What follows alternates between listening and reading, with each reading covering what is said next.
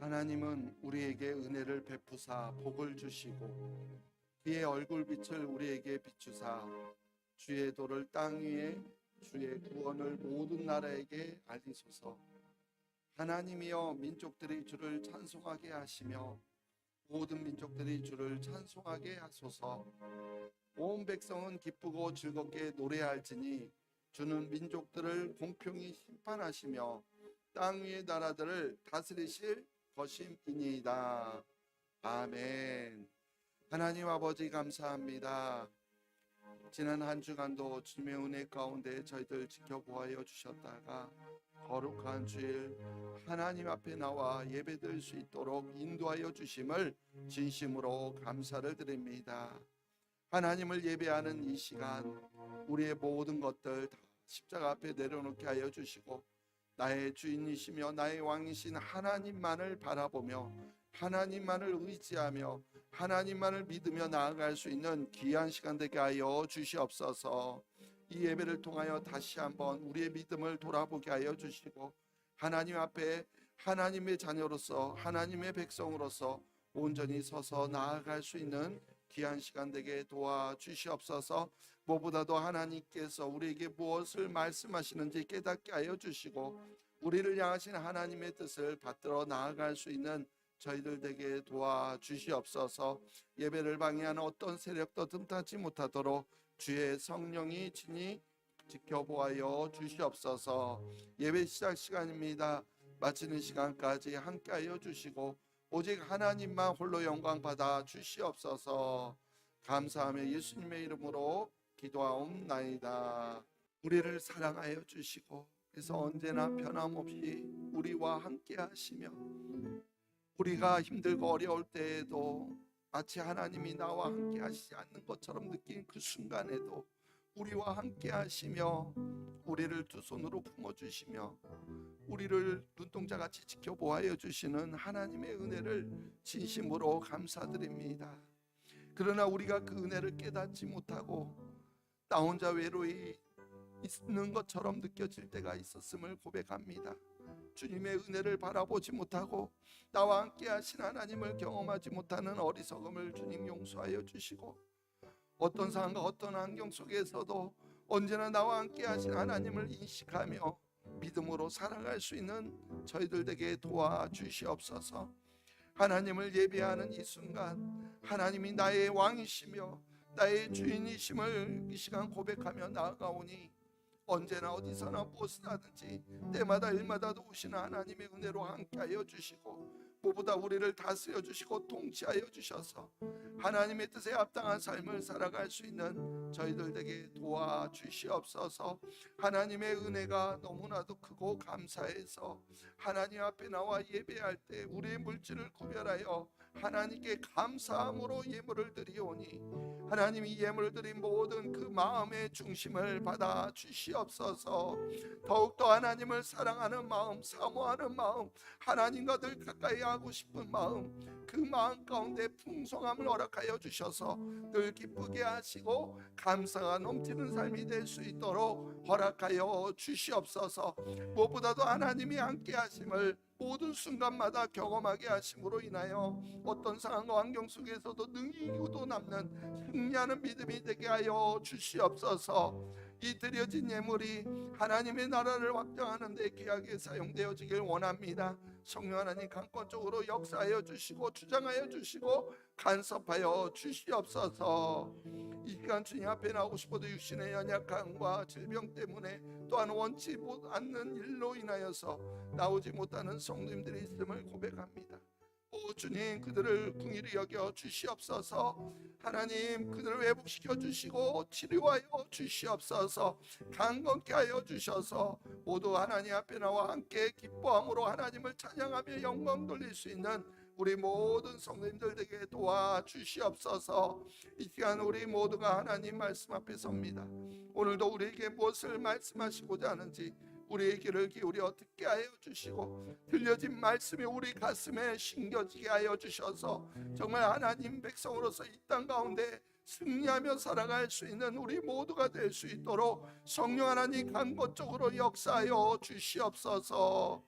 모든 말씀 감사드리오며 예수님의 이름으로 기도하옵나이다. 팔복은요, 이 땅에 임한 하나님의 나라에 대해서 전하고 있는 말씀이라고 그랬고요. 더 나아가서 하나님의 백성들이 이 땅에 임한 하나님의 나라에서 어떻게 살아가야 하는지를 전하고 있는 말씀이라고 그랬습니다. 그래서 이 땅 가운데 임한 하나님의 나라, 그 나라의 백성으로서 살아가야 될 첫 번째 모습은 바로 심령이 가난해야 한다라는 것이었죠. 우리 마태복음 5장 3절 읽어볼까요? 심령이 가난한 자는 복이 있나니 천국이 그들의 것이며. 아멘. 심령이 가난하기 위해서는 제일 먼저 하나님 앞에서 한없이 부족한 나 자신을 발견해야 합니다. 전능하신 하나님 앞에서 나 자신은 티끌 같은 존재임을, 즉 나 자신은 아무것도 아니고 아무것도 할 수 없음을 인식하는 것으로부터 출발합니다. 그래서 하나님께 전적으로 항복하게 되고 결국에는 오직 하나님만을 의지할 수밖에 없다는 사실을 깨닫게 되는 것이 심령이 가난한 자의 모습이라는 거예요. 이것이 바로 하나님 나라 백성으로서의 첫 번째 모습이라는 겁니다. 이어서 이 땅 가운데 임한 하나님 나라 백성으로서 살아가야 될 두 번째 모습이요, 지난주에 이어서 오늘 함께 나눌 텐데 바로 애통하는 자가 되어야 한다라는 것이죠. 우리 오늘 본 말씀 다시 한번 또 읽어볼게요. 애통하는 자는 복이 있나니 그들이 위로를 받을 것이며. 아멘. 애통하는 자가 되어야 된다라고 말하고 있어요. 그러나 여기서 말하는 애통은 세상에서 당하는 억울함에 대한 애통이 아닙니다. 부모나 자식을 잃은 슬픔으로 인한 애통도 아니고, 병 때문에 오는 애통도 아니고, 사업의 실패나 시련의 아픔 때문에 오는 그런 애통도 당연히 아니라고 했습니다. 그러나 그런 일을 당한 우리 이웃들의 아픔과 슬픔을 외면하지 않고 우리가 함께 아파하고 함께 울어주는 그런 애통은 우리 가운데 있어야 한다라고 했습니다. 하지만 여기에서 말하는 애통은 이웃과 함께 슬퍼하고 아파하는 그런 애통이기보다는 바로 하나님 앞에서의 애통이라는 거예요. 이것을 이해하기 위해서는 먼저 팔복이 신약의 십계명이다라는 것을 이해합니다. 십계명이 다시 세부적으로 하나님 사랑, 이웃 사랑, 즉 하나님과의 관계와 이웃과의 관계로 나누어져 있듯이 팔복도요, 앞에 4개는 하나님과의 관계이고 뒤에 4개는 이웃과의 관계에서 나타나는 하나님 나라의 모습, 하나님의 백성의 모습이라는 거예요. 그렇다면 두 번째로 나오는 애통 두 번째로 나오잖아요. 앞에 해당하죠.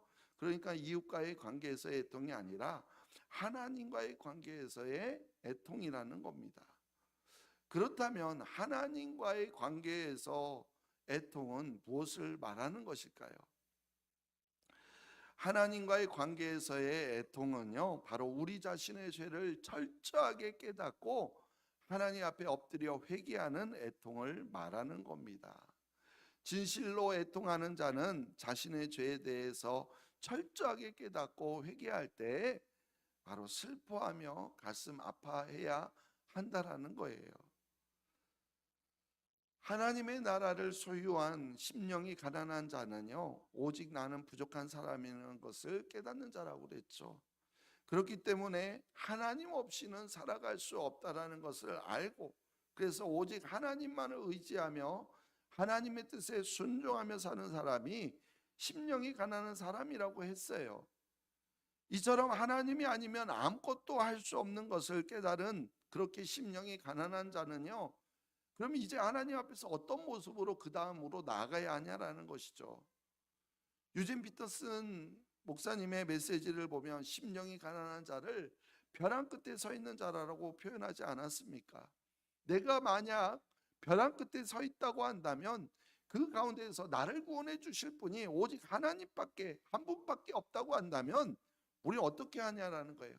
그 하나님께 항복하고 또한 그 하나님께 살려달라고 애원하며 매달리지 않겠냐라는 것이죠.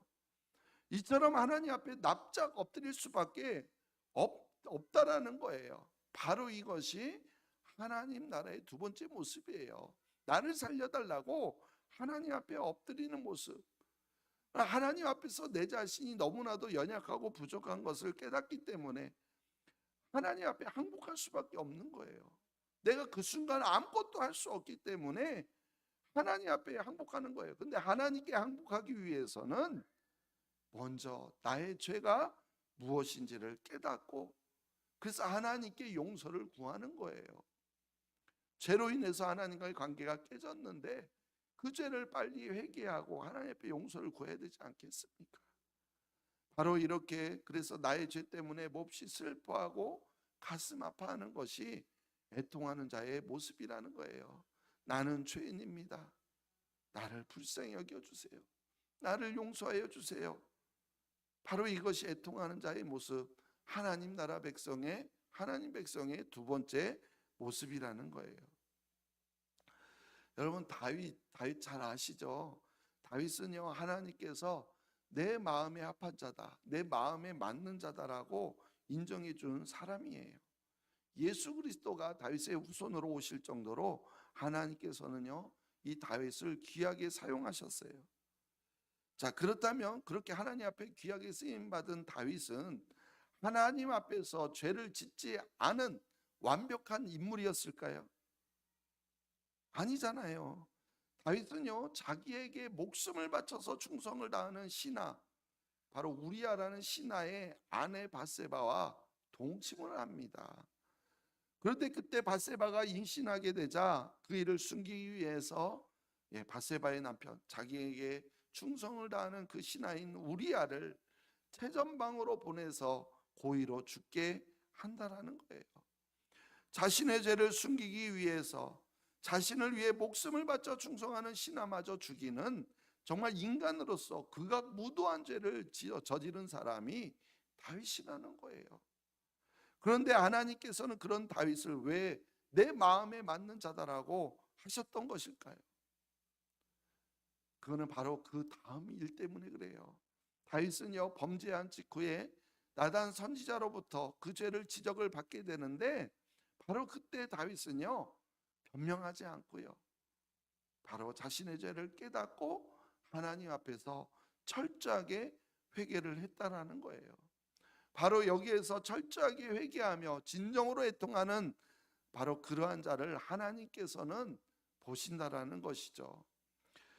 다윗이 이러한 상황 속에서 자신이 회개하면서 지은 시들이 여러 개가 있는데요, 그 중에 대표적인 것이 이제 시편 51편입니다. 우리 한번 시편 51편 1절로 4절 말씀 읽어볼게요. 하나님이여, 주의 인자를 따라 내게 은혜를 베푸시며 주의 많은 긍휼을 따라 내 죄악을 지워 주소서. 나의 죄악을 맑게 씻으시며 나의 죄를 깨끗이 제하소서. 물은 나는 내 죄가를 아오니 내 죄가 항상 내 앞에 있나이다. 내가 주께만 범죄하여 주의 목전에 악을 행하여 싸우니 주께서 말씀하실 때 의로우시다 하고 주께서 심판하실 때 순전하시다 하리이다. 아멘. 사실 다윗은요, 하나님으로부터 기름 부음을 받고 나서 모두가 두려워하는 골리앗과 싸워 승리함으로 나라를 구원하는 영웅이 되었어요. 하지만 사울 왕의 시기와 미움을 받게 되어서 결국에는 적국인 블레셋까지 망명을 가게 되는 그런 처지가 되었습니다. 다윗은 그런 자신의 상황이 매우 억울했지만 그래도 사울 왕은 하나님이 세우신 왕이었기 때문에, 그래서 사울에게 복수하지 않았을 정도로 다윗은 신앙적으로나 또한 도덕적 윤리적으로나 흠이 없던 그런 사람이었어요. 이렇게 하나님을 철저하게 신뢰해 왔던 그런 다윗이었는데, 한순간에 바세바라는 여인에게 마음을 빼앗기자 하나님 앞에서 정말 심각한 죄를 저질렀을 뿐만이 아니라 이제 영적으로 둔감해져서 자신이 지은 죄를 깨닫지 못하게 되었다라는 거예요. 그때 바로 나단 선지자를 통해서 다윗 자신의 죄가 무엇인지를 지적받게 되는데, 바로 이때 다윗은 자신의 죄를 깨닫고 그래서 하나님께 자신의 죄를 철저하게 회개했다라는 거예요. 이처럼 다윗은 자신의 죄를 숨기거나 회피하려 하지 않았다라는 사실입니다. 이것이 참으로 중요해요. 왜냐하면 이 세상에는요, 죄를 짓지 않고 사는 사람은 단 한 명도 없기 때문에 그래요. 이 세상에요, 죄를 짓지 않는 사람은 아무도 없습니다. 그렇기 때문에 정말로 중요한 것은요, 죄를 짓지 않는 것이 아니라 바로 죄를 지었을 때 빨리 그 죄를 깨닫고 회개하는 거예요. 그래서 다윗은 지적을 받았을 때 자신의 죄를 보게 하고 보고서 하나님 앞에 납작 엎드려 회개하며 나아갔다는 것이죠. 다윗의 이러한 참다운 심정을 가지고 간절히 하나님 앞에 토로합니다. 우리 한번 시편 51편 9절로 12절 볼게요. 주의 얼굴을 내 죄에서 돌이키시고 내 모든 죄악을 지어주소서. 하나님이여 내 속에 정한 마음을 창조하시고 내 안에 정직한 영을 새롭게 하소서. 나를 주 앞에서 쫓아내지 마시며 주의 성령을 내게 거두지 마소서. 주의 구원의 즐거움을 내게 회복시켜 주시고 자원하는 심령을 주사 나를 붙드소서. 아멘. 다윗은요, 무엇보다도 지금 자기 자신을 돌아보니까 그동안 자기가 죄를 지어놓고서도 양심에 느끼지 못했던 그런 자기 자신에게 놀라면서 내게 있는 것은 죄뿐이다, 이렇게 고백을 하는 겁니다. 내 안에 있는 모든 것들이 전부 다 죄입니다. 이런 고백으로 시작해서 이제 내 모든 죄악을 지워달라, 이렇게 하나님 앞에 간구하고 있는 거예요. 그러면서 내 안에 잘못된 것을 고쳐주십시오, 이렇게 하기보다는 완전히 내 영을 새롭게 해달라고 그렇게 기도하고 있습니다. 여러분, 바로 이것이요, 애통하는 자의 모습이라는 거예요. 다윗은 죄를 짓지 않는 의인이 결코 아닙니다. 방금 말씀드렸듯이 죄를 지어놓고서도 양심의 가책을 느끼지 못했던 자가 바로 다윗이었어요. 그러나 다윗은 그런 자신의 그런 죄악된 모습을 발견했을 때 그 모습을 변명하거나 숨기려 들지 않았고 하나님 앞에 납작 엎드려서 자신이 죄인임을 깨닫고 철저하게 가슴을 치며 회개하고 있는 모습을 보였다라는 거예요. 우리는 여기에서요, 계속 살펴보면 정말 진정한 애통이 무엇인지, 애통하는 자의 모습이 무엇인지를 우리가 발견하게 됩니다. 우리 시편 51편 16절 17절 읽어볼게요. 주께서는 제사를 기뻐하지 아니하시나니 그렇지 아니하면 내가 드렸을 것이라. 주는 번제를 기뻐하지 아니하시나이다. 하나님께서 구하시는 제사는 상한 심령이라. 하나님이여 상하고 통회하는 마음을 주께서 멸시하지 아니하시리이다. 아멘. 하나님이 원하시는 것이 번제의 제사였다면 다윗은 회개할 때 수많은 제물을 가지고 하나님 앞에 제사를 드렸을 거예요. 그런데 하나님이 원하시는 것이 번제 제사가 아니라 무엇이라고 말씀합니까? 상한 심령. 그래서 다윗이 계속해서 하나님 앞에 엎드려 회개하고 있는 거예요. 우리는 죄 사함을 받기 위해서 번제나 속죄제를 드려야 한다라고 생각할지 모르겠지만, 그러나 하나님이 원하시는 것은 바로 상한 심령이라는 거예요. 하나님께서 구하시는 제사는 상한 심령이라. 즉 하나님께서는 상하고 통회하는 마음으로 하나님께 나오는 것을 더 제사 드리는 것보다 원하신다라는 거예요. 우리 모두가 이러한 마음으로 하나님 앞에 예배하며 하나님 앞에 나아갈 수 있게 되기를 소망합니다. 우리 로마서 12장 1절 읽어볼게요. 그러므로 형제들아 내가 하나님의 모든 자비하심으로 너희를 권하노니 너희 몸을 하나님이 기뻐하시는 거룩한 산제물로 드리라. 이는 너희가 드릴 영적 예배니라. 아멘. 우리가 어떤 제사를 드림으로 하나님 앞에 예배 드리는 것이 아니라 우리 자신을 산제물로 드리라고 말해요. 어떻게 우리 자신을 산제물로 드리겠습니까? 우리는 여기에서 하나님의 뜻, 아버지의 마음을 알아야 한다라는 거예요. 바로 하나님이 원하시는 것은 상한 심령으로 드려지는 예배라는 거예요. 우리가 어떤 형식을 가지고 그 형식에 의해서 절제된 예배를 드리는 것, 그걸 하나님이 기뻐하시는 것이 아니라 우리가 간절한 마음으로 하나님을 찾고 하나님 앞에 나와 엎드려 우리 죄를 회개하며 드리는 예배를 하나님이 기뻐하신다라는 거예요. 바로 이러한 예배가 우리의 몸을 산제물로 드리는 예배인 줄로 믿습니다. 그렇습니다. 하나님이 원하시는 예배는 우리의 가난한 마음으로 비롯된 상한 심령으로 드려지는 예배라는 거예요.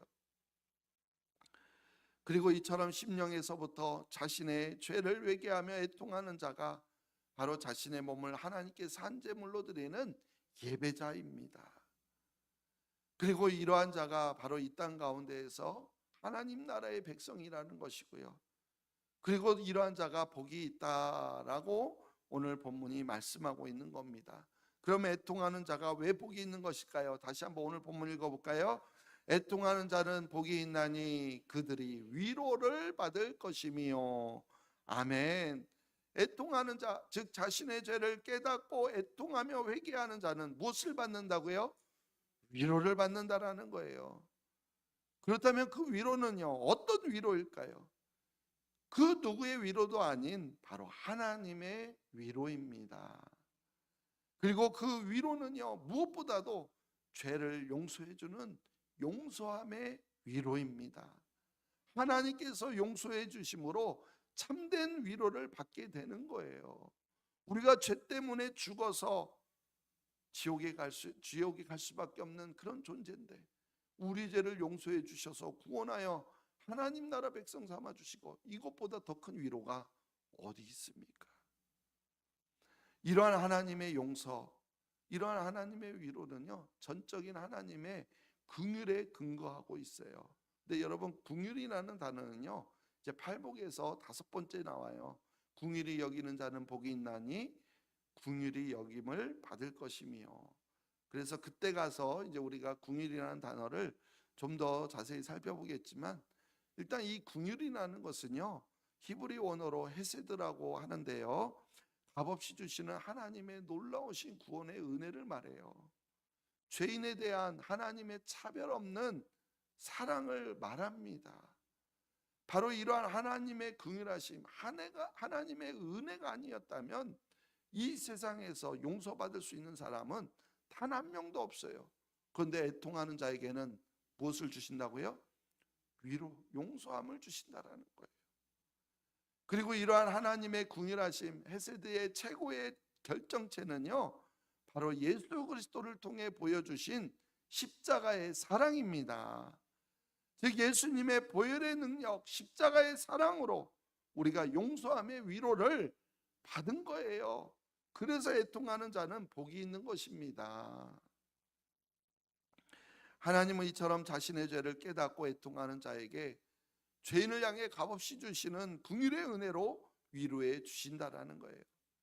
나 자신은 아무것도 할 수 없는 존재임을 깨닫고, 그래서 하나님 앞에 가까이 나아가면 나아갈수록 내가 얼마나 큰 죄인인지를 깨닫고 그 죄를 하나님 앞에 나아가 엎드려서 가슴을 치며 회개하며 애통하는 자가 바로 그 죄를 용서함을 받는 복을 받는다라는 거예요.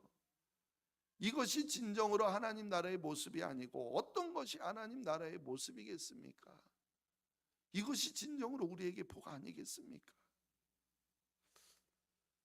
우리 요한일서 1장 9절 말씀 읽어볼게요.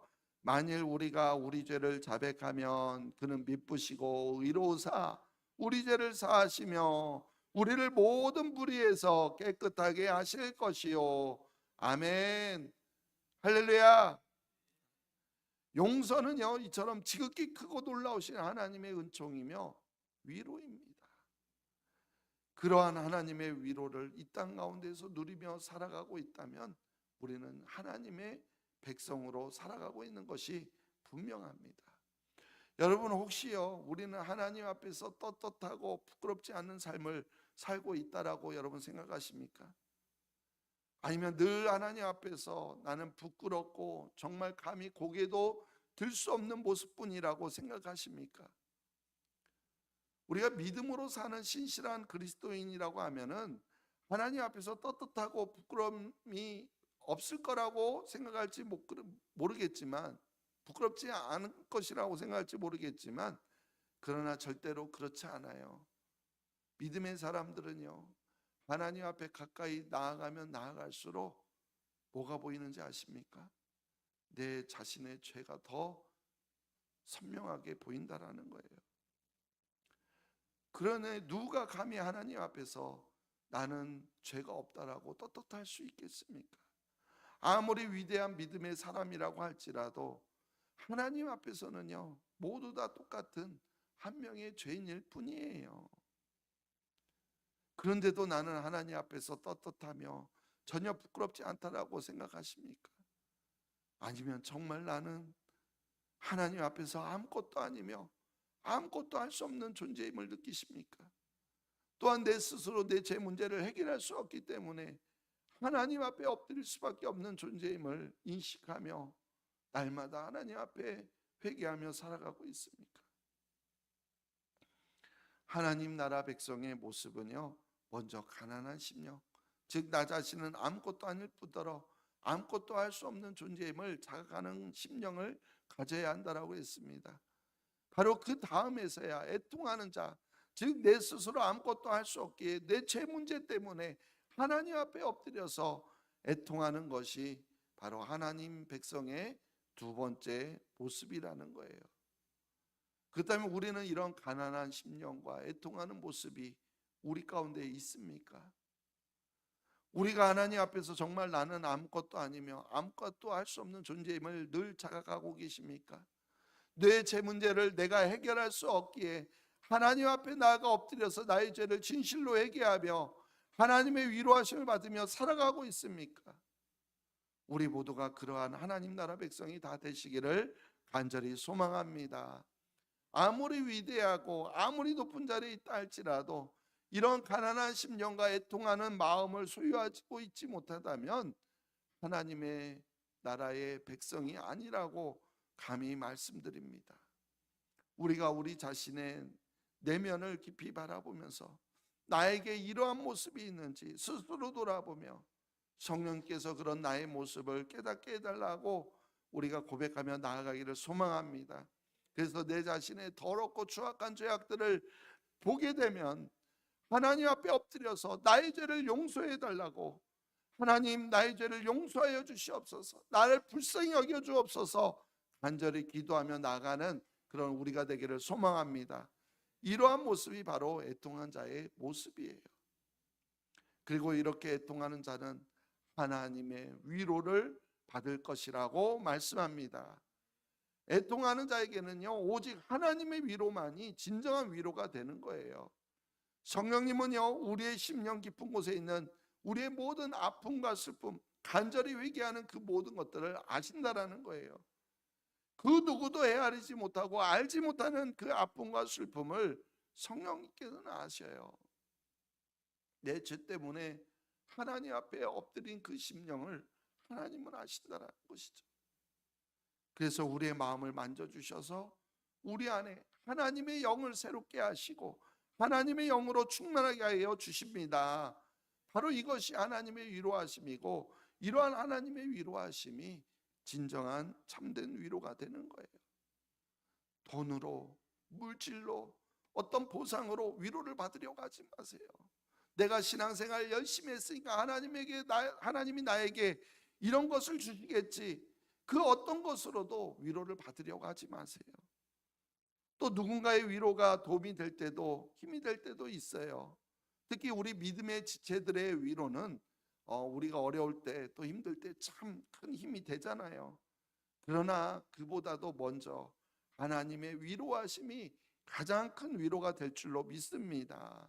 그래서 오늘 본문 말씀 제가 한 글자를 넣었어요. 한 단어를 넣었어요. 위로 앞에 하나님의 위로라고 넣었어요. 한번 같이 읽어볼게요.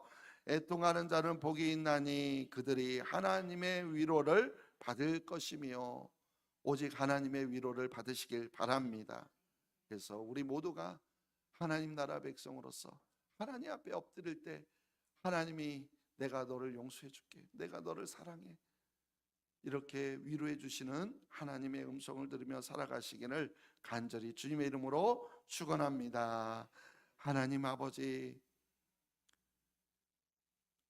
우리는 하나님 앞에서 죄인인데 그것을 깨닫지 못하고 어떤 형식적인 절차에 의해서 예배만 드리면 하나님 앞에 예배 드렸다라고 생각하는 우리의 모습이 있지 않았나.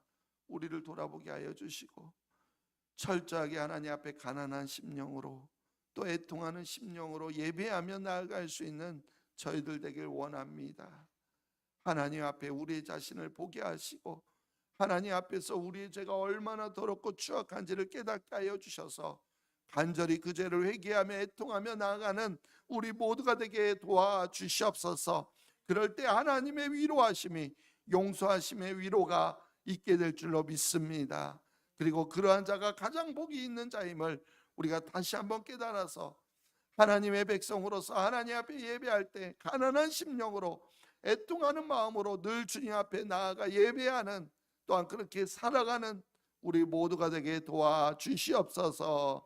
감사하며 예수님의 이름으로 기도하옵나이다. 가난한 심령, 애통하는 자, 우리의 모습이 이러한 모습이 있는지 우리 자신을 돌아보면서 늘 하나님 앞에 나아갈 때, 아니 이 땅 가운데서 살아갈 때 우리의 모습 정말 가난한 심령을 가지고 하나님 앞에 애통하는 마음으로 살아갈 수 있는 그런 우리 되게 해달라고 시간 함께 기도하며 나아가겠습니다. 그래서 진정으로 하나님이 위로하심을 받는 놀라운 은혜가 정말, 그래서 하나님의 위로를 통해서 정말 다시 우리 안에 모든 영이 새롭게 되고 회복되는 역사가 있게 해달라고 우리 다 함께 주여 한번 부르고 함께 기도하며 나아갑니다. 하나님 아버지, 정말 우리는 아무것도 할 수 없는 오직 하나님만이 나의 전부이심을 고백하며 나아가오니 하나님 우리와 함께하여 주시옵소서. 또한 하나님 앞에 가까이 나아가면 나갈수록 나의 더럽고 추악한 죄악들을 보게 하시니 오 주여 우리를 긍휼히 여겨 주시옵소서. 우리를 불쌍히 여겨 주시옵소서. 우리의 죄악을 말갛게 씻어주셔서 예수님의 보혈로 깨끗게 씻어주셔서 하나님의 위로하심을 받는, 용서함을 받는 우리 모두가 되길 원합니다. 진정한 하나님 나라의 백성이 어떤 모습인지를 우리가 바로 알아서 이제는 이 땅 가운데 살아갈 때도 하나님의 백성으로 살아갈 수 있는 저희들 되게 도와주시옵소서. 그래서 하나님의 위로를 통하여 진정한 소망을 갖게 하시고 영원한 하나님 나라를 소망하며 믿음으로 살아갈 수 있는, 세상의 물질과 복을 전부인 것 마냥 살아가는 우리의 모습이 아니라 영원한 천국 하나님 나라를 오늘도 소망하며 살아갈 수 있는 귀한 믿음 우리 가운데 허락하여 주시옵소서.